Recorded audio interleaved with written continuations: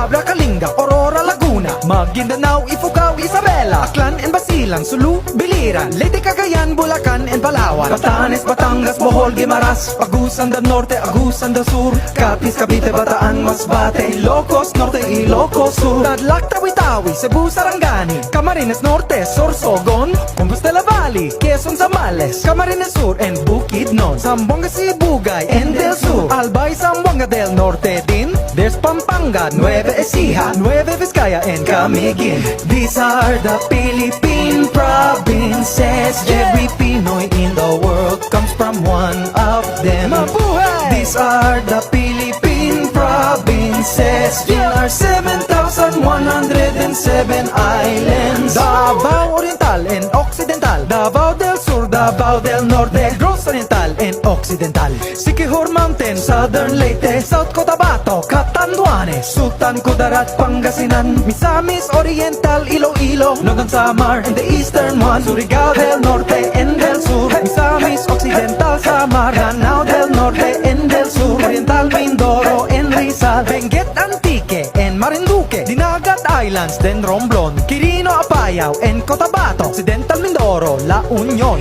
These are the Philippine provinces. Every Pinoy in the world comes from one